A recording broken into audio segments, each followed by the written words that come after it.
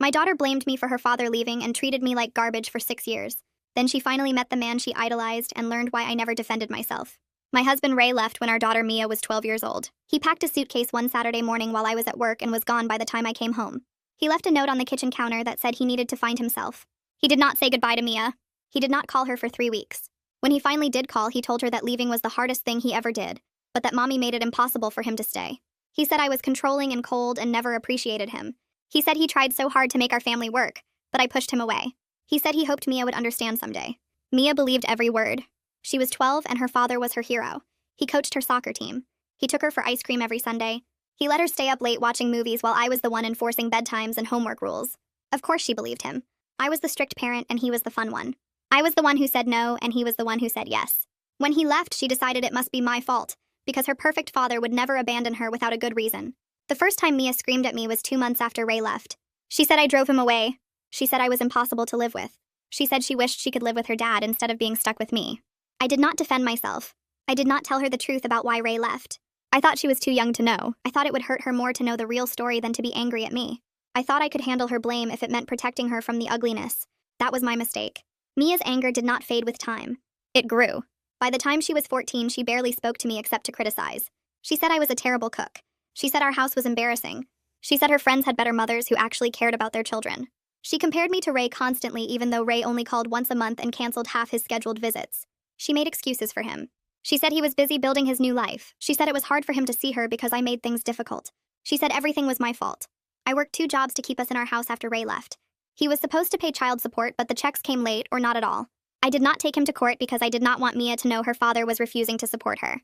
I just worked more hours and cut more corners and pretended everything was fine. Mia did not notice. She only noticed that we could not afford the things her friends had. She only noticed that I was tired all the time. She only noticed that I was not as fun as the father who breezed into town twice a year with expensive gifts and empty promises. When Mia turned 16, Ray missed her birthday completely. He said something came up with work. He sent a card 3 weeks late with a $100 bill inside. Mia framed the card and put it on her dresser. She said at least he tried. She said I probably made him feel unwelcome. I did not say anything. When Mia graduated high school, Ray did not come to the ceremony. He said the flight was too expensive. He sent flowers that arrived the day after. Mia called him and talked for an hour about how much she missed him. She did not thank me for the party I threw her or the laptop I saved for 8 months to buy. She just talked about how sad it was that her dad could not be there. I did not say anything. Mia went to college 3 hours away. She called Ray every week. She called me once a month and only to ask for money. I sent what I could even when it meant skipping meals myself. I never told her that. She never asked. Then last year everything changed. Mia was 23 and engaged to a man named Oliver. She wanted a big wedding. She wanted Ray to walk her down the aisle. She called him to ask and he said he would be honored. She was so happy. She called me to tell me the news, and for the first time in years, she sounded like she actually wanted to talk to me. She said the wedding would be in October. She said Ray was coming from Arizona where he lived with his new wife. She said it was going to be perfect. 2 months before the wedding, Ray called Mia. He said he could not make it after all. I sit on my couch staring at my phone after Mia hangs up. Her excited voice about Ray walking her down the aisle still echoes in my head. 2 months before the wedding, and he just canceled with some excuse about work conflicts. I know exactly what comes next because I have lived this pattern for 11 years. Ray makes a promise. Mia gets excited. Ray breaks the promise. Mia makes excuses for him, and somehow it ends up being my fault. I set the phone down on the coffee table and stare at the blank TV screen. My reflection looks tired. I worked a double shift yesterday at the diner and my feet still hurt. I should eat something, but I just sit there waiting for the call I know is coming. 3 hours pass before my phone rings again. I see Mia's name on the screen and take a breath before answering. She is crying before I even say hello. The words come out between sobs about how Ray explained everything. He has an important business conference in Seattle that he cannot miss. His company is counting on him. She should understand how hard he works to build his career. I make neutral sounds while she talks. I learned years ago that arguing only makes things worse. She needs to work through this herself and arrive at the conclusion she always arrives at. I hear her voice shift from sad to defensive. She starts explaining why this makes sense, why Ray has good reasons, why it is actually not that bad. I stay quiet and let her convince herself. Then comes the part where she works up to blaming me. I can hear it building in her tone. She talks about how uncomfortable Ray feels at family events, how he never knows if I will make things weird, how the divorce was so hard on him and being around me brings up painful memories.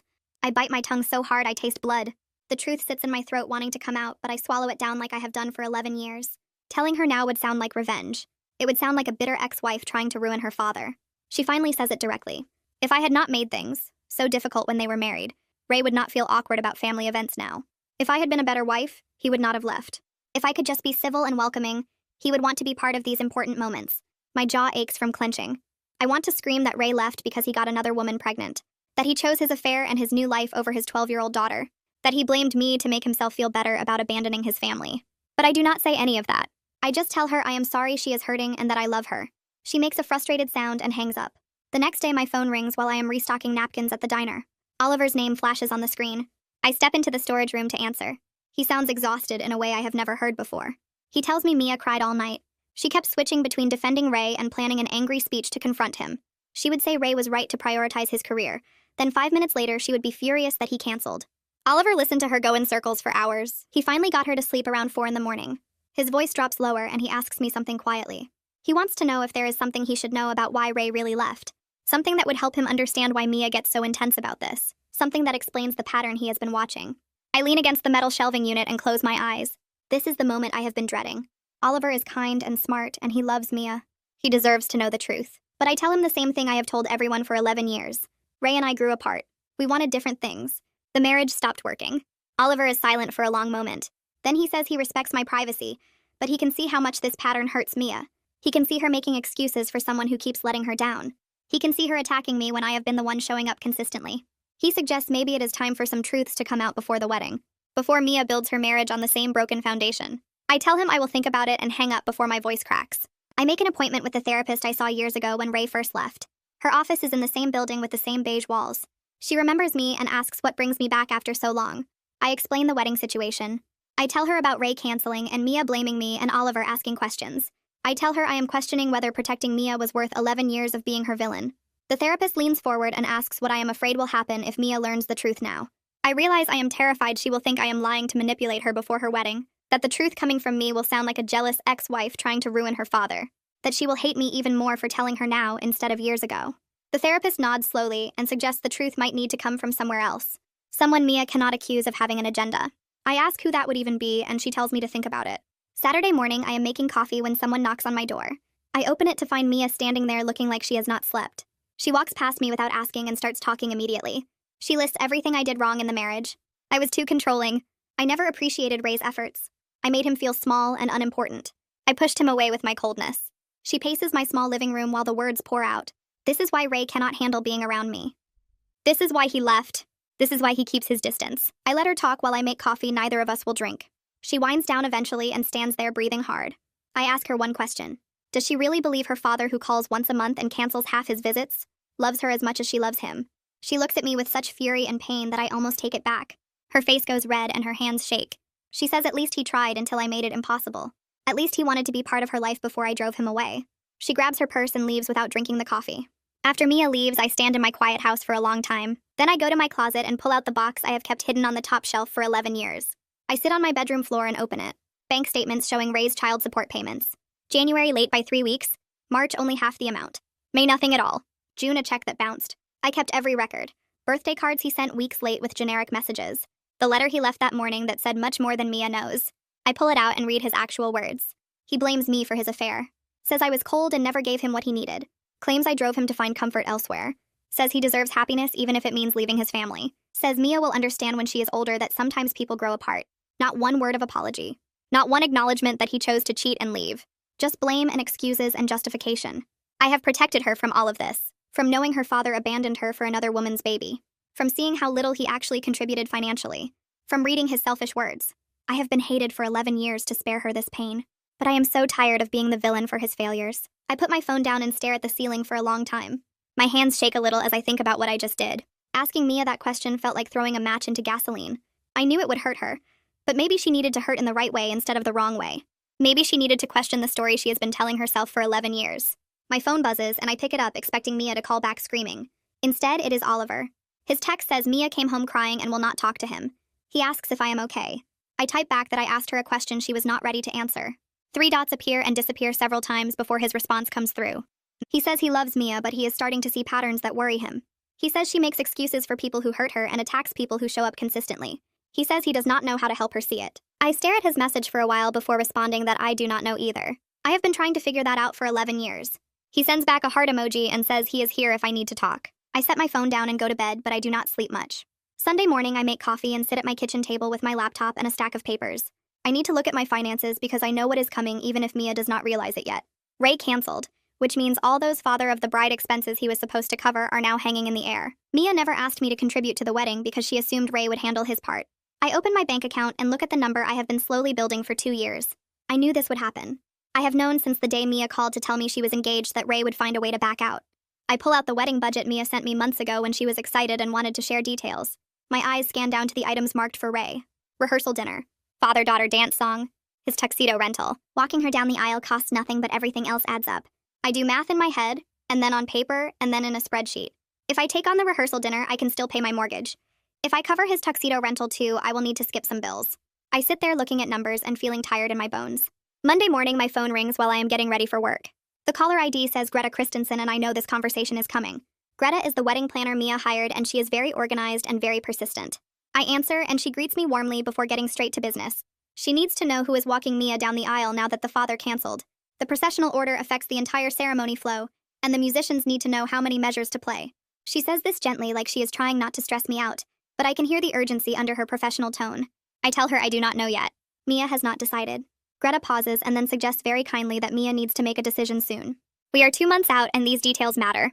I promise to talk to Mia about it, and Greta thanks me before hanging up. I sit on my bed holding my phone and wondering if Mia will ask me or if she will find someone else. Anyone else. That evening, my phone rings and Mia's name appears on the screen. I almost do not answer because I am scared of what she will say. But I pick up on the 4th ring and her voice is small and uncertain. She asks if I think she should call Ray one more time and ask him to reconsider. Or maybe she should just have Oliver's brother Cole walk her down the aisle instead.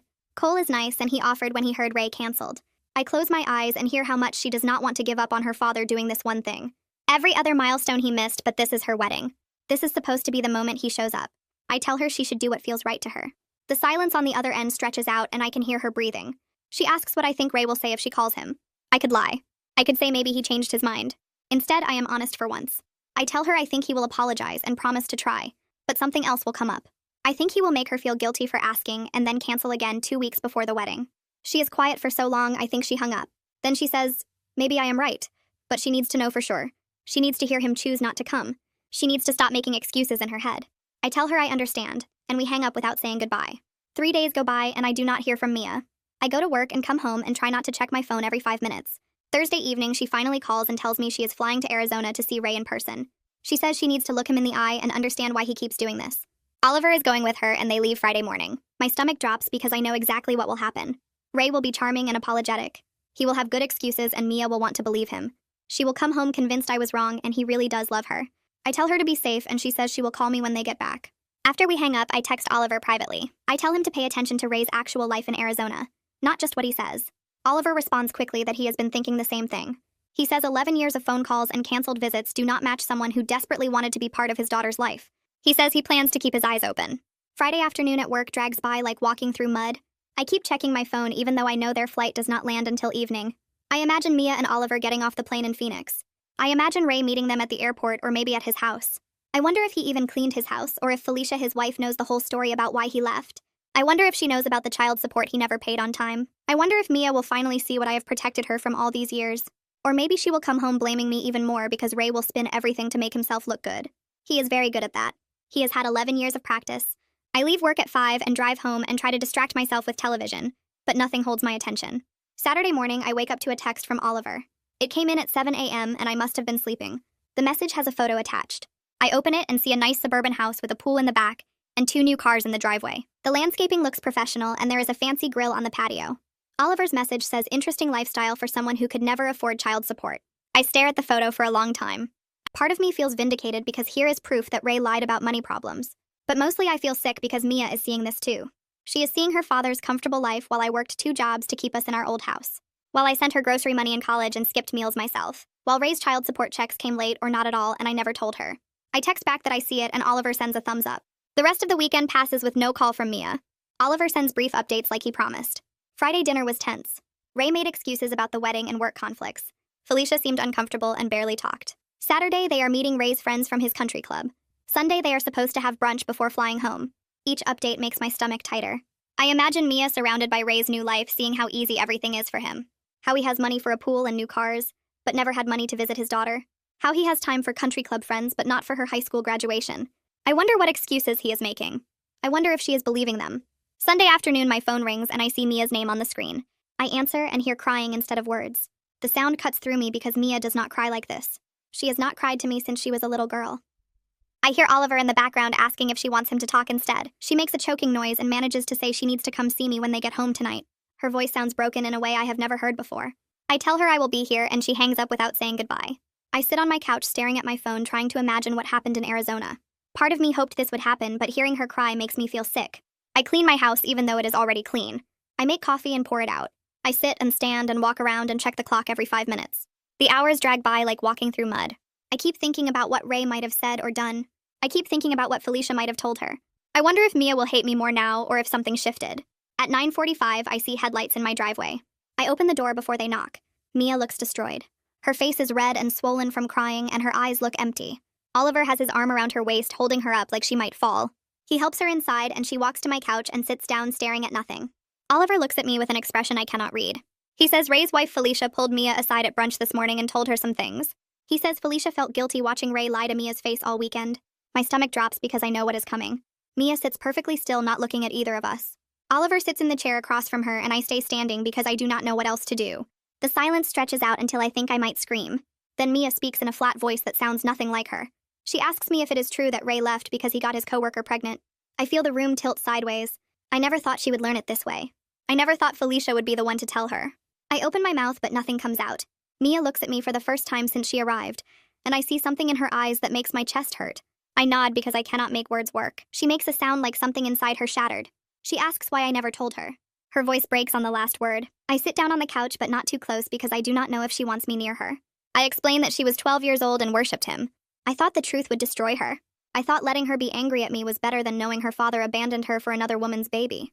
I thought I could handle her blame if it meant protecting her from that ugliness. Mia stares at me and whispers that I let her hate me for 11 years to protect him. Not to protect her. To protect him from her knowing what he really was. I start to say that is not how I saw it. But Oliver speaks up. He sits beside Mia and tells me what Felicia revealed. Ray's first affair baby is now 10 years old living in California. Ray pays support for that child reliably. He never misses a payment. Felicia is his third wife, not his second. There was another woman between me and Felicia that Mia never knew about.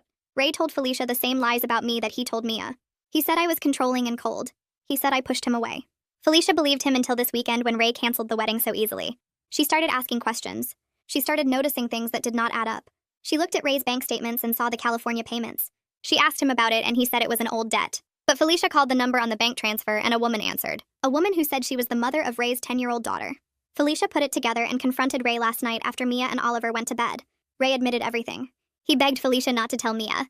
Felicia said she would not lie for him. Not after watching him lie to his daughter's face all weekend. Mia asks how many times Ray could have told her the truth in 11 years. Her voice sounds hollow.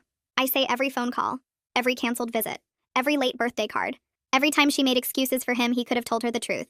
She asks why he kept lying. I finally say what I have known all along.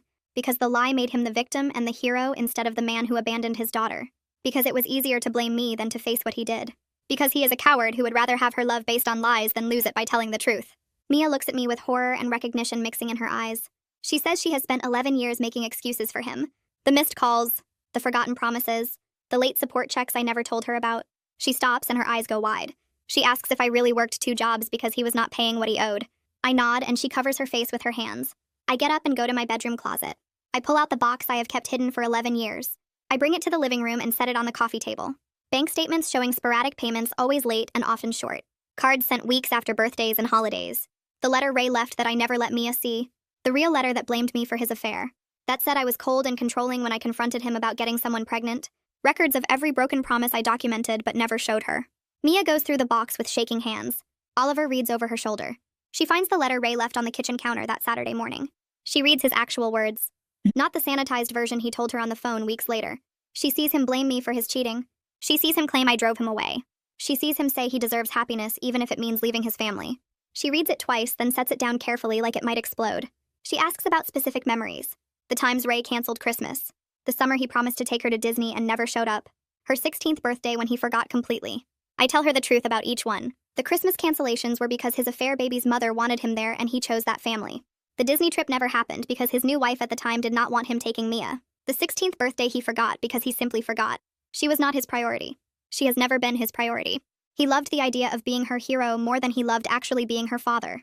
Oliver keeps looking through the box while Mia sits frozen with that letter in her hands. He pulls out a folder of bank statements from my account during her college years. He studies them for a minute, then looks up at me with something like anger, mixed with sadness. He shows Mia the highlighted lines where I transferred money to her account every month. The amounts are small but consistent. $50 here, $75 there, $100 when I could manage it. Mia takes the statements and her hands start shaking as she reads through them. She flips to another page and sees Ray's child support payments listed in a different section. They stop completely halfway through her freshman year. No more payments after that, just my transfers every single month. She looks at me and her face crumples. She says she called Ray every single week during college complaining that I never gave her enough money. She told him I was being cheap and difficult. She said I did not care if she had to eat ramen every night or skip buying textbooks. She never knew I was sending her grocery money while skipping my own meals. She never knew Ray stopped paying what the court ordered him to pay. She never knew I was working overtime at both jobs just to send her $75 so she could go out with her friends on Friday nights. I tell her I did not want her to know because she had enough to worry about with school. She starts crying again, but this time it sounds different, deeper somehow. She says she has been so cruel to me. Every criticism about my cooking or my house or my clothes, every comparison to Ray and his nice cars and his expensive gifts, every time she chose his excuses over my presence, every time she made me feel small and unwanted in her life. I reach over and take her hand, even though part of me wants to pull away from the pain of remembering all those moments. I tell her I understood she needed to believe in him, that she needed one parent to be good and perfect in her mind, that I could handle being the bad parent if it meant she had someone to look up to, that I thought it was better for her to have one hero than to know both her parents failed her. Oliver sets down the papers he is holding and looks at both of us. He says very quietly that what I just described is not healthy for either of us, that Mia built her whole identity around having an amazing father who was kept away by a difficult mother, that her entire understanding of herself and her childhood was based on that story, and now that foundation is gone. He turns to me and says I built my identity around sacrificing everything, including my daughter's love, that I made myself smaller and smaller until I almost disappeared just so Ray could stay big in her eyes. He says we both need to figure out who we are with the truth instead of the lies. The room gets very quiet. I can hear the kitchen faucet dripping and a car driving past outside. Mia wipes her face with her sleeve and asks me if I am angry at her for how she treated me all these years. I think about that question for a long time before I answer. I tell her I am angry at Ray for putting us both in this position, for making me choose between protecting her and defending myself, for making her choose between believing in him and seeing reality. I tell her I am sad about the years we lost, the conversations we never had, the relationship we could have built if he had just told her the truth from the beginning. But I tell her I understand why a 12-year-old believed her father when he said I was the problem. I understand why she kept believing him even when the evidence showed otherwise. I am just so tired of carrying his secrets while he lives his comfortable life in Arizona with his new wife and his pool and his country club friends. Mia stands up suddenly and says she wants to call Ray right now. She wants to scream at him for what he did to both of us. She pulls out her phone and starts scrolling for his number. Oliver gently takes the phone from her hands. He says maybe she should wait until she processes more of this before making that call. He says angry calls rarely accomplish what we hope they will. They just give the other person ammunition to use against us later. Mia sinks back down onto the couch and says she does not know how to process any of this. Her entire understanding of her childhood was a lie. The parent she defended for 11 years was the villain. The parent she blamed for everything was actually the hero. How is she supposed to make sense of that? I tell her it is not that simple, that I made choices too. I chose silence over honesty even when that silence hurt us both. Ray is responsible for his actions, but I am responsible for mine. We both hurt her in different ways even if my intentions were protective. She needs to be angry at both of us, but for the right reasons, not the reasons Ray told her. Oliver shifts in his chair and asks some practical questions about the wedding. Does Mia still want Ray there at all? Who should walk her down the aisle now? How does she want to handle this publicly when people ask about her father?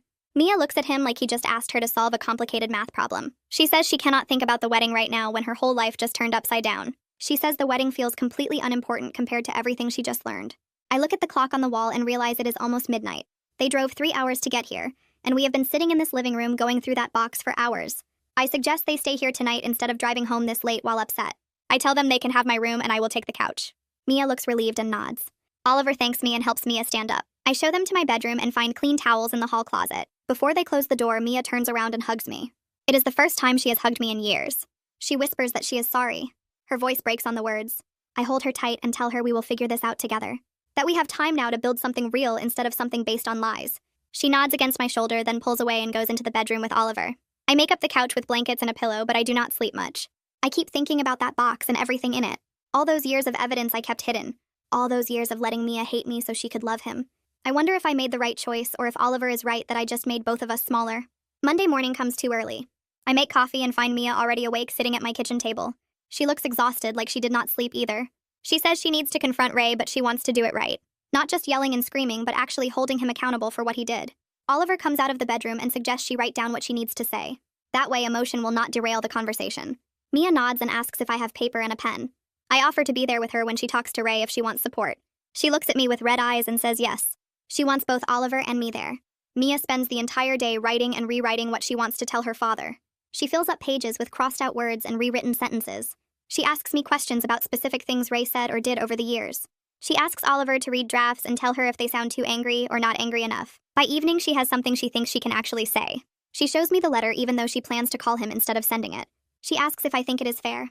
I read through her words carefully. She does not call him names or make wild accusations. She just lists facts. The affair, the lies, the broken promises, the missed payments, the way he let her blame me for his choices. She asks him why he did it and tells him she deserves real answers. I tell her it is honest and that is what matters most. She decides to call him that evening with Oliver and me both there for support. Mia sits on my couch with her phone in her hand, and her face set in a way I have not seen before. Oliver stands behind her with his hands on her shoulders. She looks at me and asks if I am ready. I nod even though my heart is racing. She puts the phone on speaker and dials Ray's number. He answers on the second ring with his cheerful voice asking how his girl is doing. Mia does not let him finish the greeting. She tells him she knows about the affair and the baby he left us for. She knows he lied about why he left and blamed me for his choices. Ray goes quiet for a moment, then starts talking fast. He says it is complicated and he can explain everything. He says he was going to tell her when she was older, but the timing was never right.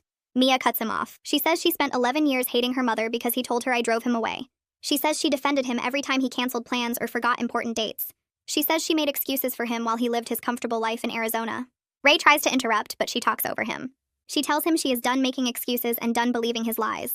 Ray's voice changes and gets defensive. He says I must have poisoned her against him. He says I probably filled her head with stories to make him look bad. He asks what lies I told her to turn her against her own father. Mia laughs, but it sounds bitter and hurt at the same time. She says I never said one word against him in 11 years. Not when he missed her birthday. Not when child support came late or not at all. Not when he canceled Christmas visits. She says he did this to himself by lying and abandoning her while playing the victim. Oliver squeezes her shoulders and she takes a breath. She tells Ray about the box I kept hidden. The bank statements showing sporadic payments. The cards sent weeks late. The letter he left blaming me for his affair. She says I protected him for 11 years, and she hates that she wasted all that time defending someone who did not deserve it. Ray tries a different approach. His voice gets softer, and he says he always loved her. He says the affair was a mistake he regrets every day. He says he was trying to protect her from adult problems and complicated situations. He says leaving was the hardest thing he ever did.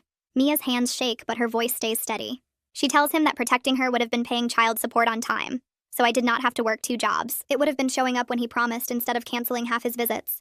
It would have been being honest instead of letting her blame me for his failures. She says he did not protect her from anything. He protected himself and his reputation while she suffered. Ray starts to argue, but Mia talks over him again. She tells him he is not invited to the wedding anymore. He protests immediately. He says he is her father and he has a right to be there. He says she will regret this decision. He says she is being manipulated and emotional. Mia shakes her head even though he cannot see her. She says a father is someone who shows up consistently and keeps promises. He has been a voice on the phone making grand gestures and breaking commitments for 11 years. She needs people at her wedding who actually love her enough to be reliable. She needs people who have earned the right to celebrate with her. Ray's voice gets angry. He says she is ungrateful after everything he has done for her. He says I turned her into someone cold and unforgiving just like me. He says she will come crawling back when she realizes what she has done. Mia ends the call without responding. She drops the phone on the couch and her whole body starts shaking. Oliver moves around to sit beside her and pulls her into his arms. She collapses against him and starts crying. The sound is different from all the times she cried about Ray before. This time it sounds like grief instead of anger. Like she is mourning something she lost a long time ago, but only just realized was gone. I stand up and walk to the kitchen because I need to do something with my hands. I fill the kettle and put it on the stove. I find tea bags and mugs. I hear Mia crying in the living room and Oliver talking to her quietly. I grip the counter and try not to cry myself. The kettle whistles and I make 3 cups of tea even though I know none of us will drink them. When I come back to the living room, Mia has stopped crying, but her face is blotchy and her eyes are red. She looks at me and whispers that she is sorry. I sit down and tell her we will figure this out together. She nods and leans back against Oliver. We sit in silence for a long time. The next few days blur together. Mia stays at my house and we talk more honestly than we have in 11 years.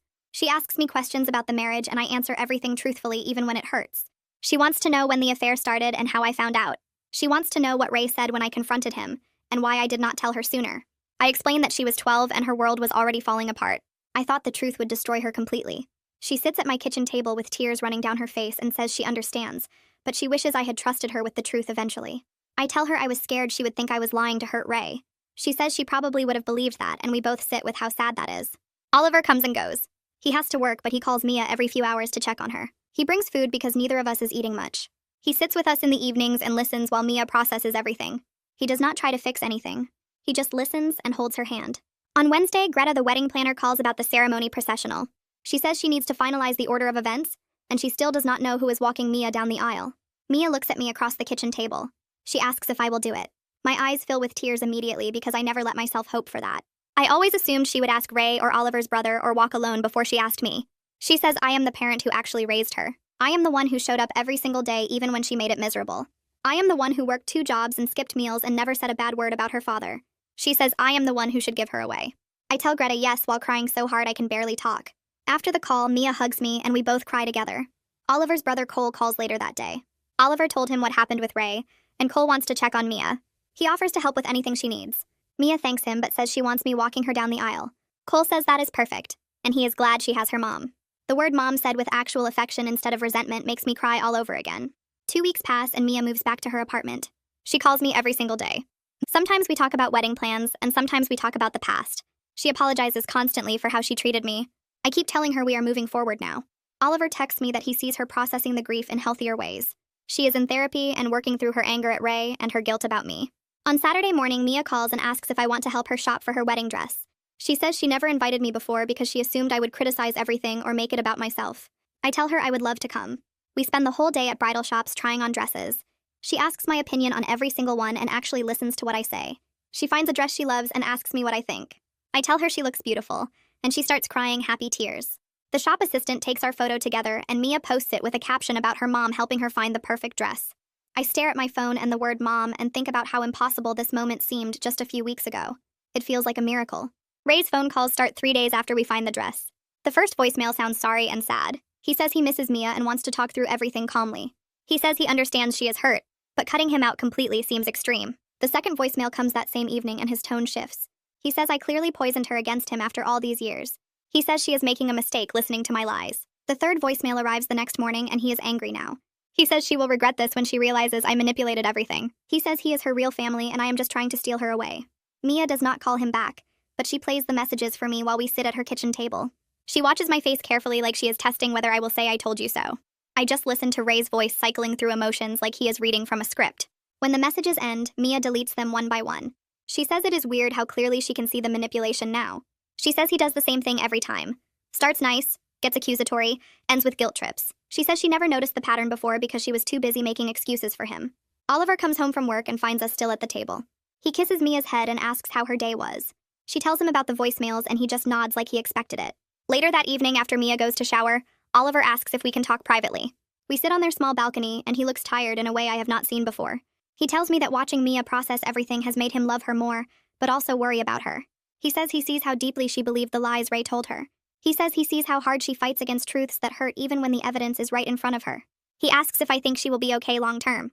I tell him she is stronger than both of us think. I tell him she spent 11 years building her identity around having an amazing father who was kept away by a difficult mother. That foundation crumbled in one weekend and she is still standing. I tell him she has him now and that makes all the difference. Oliver nods slowly and says he hopes I am right. He says he wants to protect her from more pain, but he knows she needs to work through this herself. 1 month before the wedding, Mia calls and asks if we can meet for coffee. She sounds nervous, which makes me nervous. We meet at a place near her apartment and she orders tea she does not drink. She finally asks if we can talk about what happens after the wedding.